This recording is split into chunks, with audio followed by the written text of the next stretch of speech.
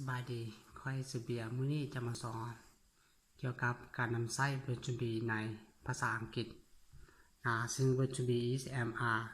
จะมีอยู่4ความหมายคือเป็น you คือแม่จะมาเสนอสอนในมื้อนี้แม่นสอนอยู่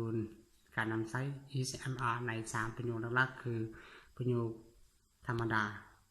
ประโยคปฏิเสธและประโยคคำถามก่อนจะมาสร้างประโยคเหล่านี้แม่นสิ่งที่จะเฮ็ดให้นักเขียนมีความประทับใจหรือว่าสนใจเราต้องเขียนคำถามเนื้อเว้าเป็นภาษาเราให้นักเขียนก่อนแล้วจึงสร้างเป็นภาษาอังกฤษเช่นว่าค่อยเป็นนักเขียนภาษาอังกฤษสิเขียนจังได๋ในประโยคนี้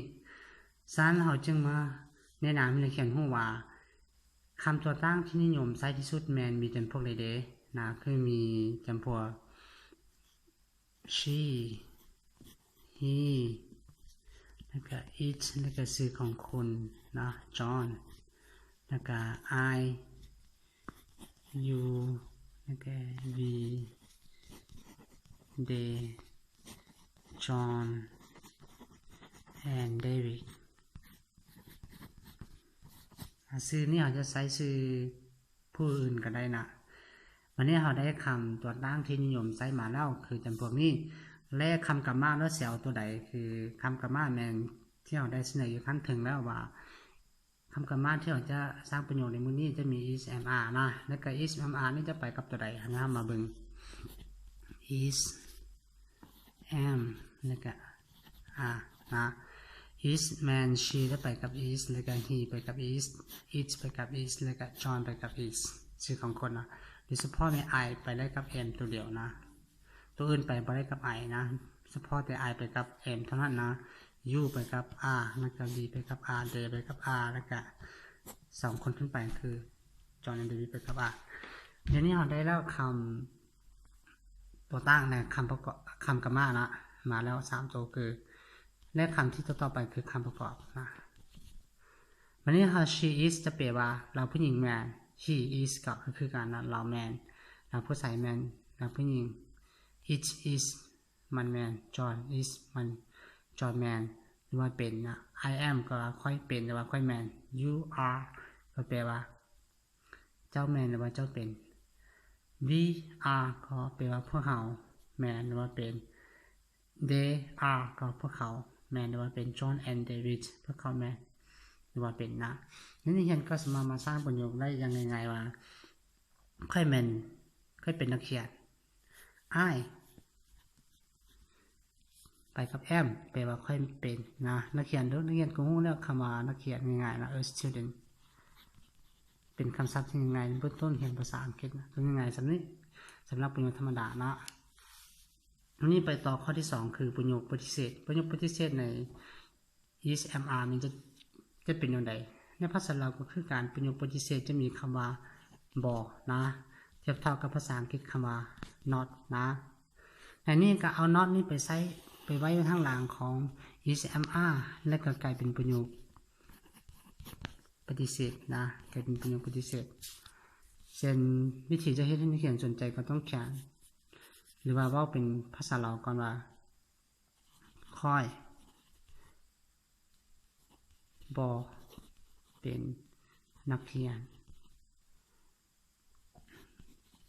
ให้นักเรียนเขียนให้นักเรียนเขียนไม่เฮาเขียนให้นักเรียนเขียนงั้นก็มาเบิ่งว่าค่อยอยู่ใส่ I แล้วก็ยัง am not แปลว่าค่อยบ่เป็นนักเขียนดูงั้นก็ฮู้แล้วคำว่านักเขียนง่ายๆstudentแบบนี้ประโยคปฏิเสธง่ายๆต่อมาเป็นข้อที่3ประโยคคำถามประโยคคำถามต้องมีคำว่าในภาษาเราจะมีคำว่าบ่แต่ภาษาอังกฤษบ่มีเพียงแต่ใช้คำว่าไม่ถาม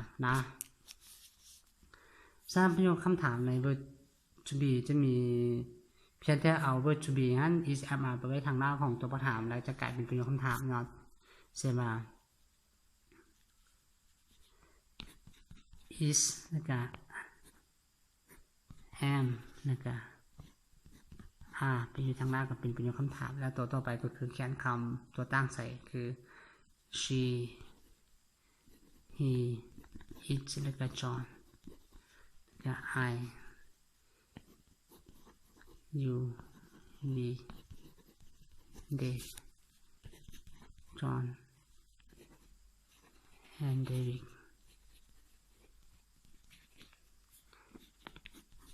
is ไปกับ she he it แล้วก็ John ต่อการประกอบนะ am ไปกับ I are ไปกับ you we they และก็ John ต่อไปก็คือคำประกอบนะนี้ต้องเขียนคำถามให้นักเรียนเขียนเองบ่แม่นเฮาเขียนให้นักเรียนเขียนว่าเจ้าเป็นนักเขียนบ่ให้นักเรียนเขียนประโยคเหล่านี้นะนักเรียนก็จะมาเบิ่งง่ายๆว่าyou are you are you เจ้าเป็นนะ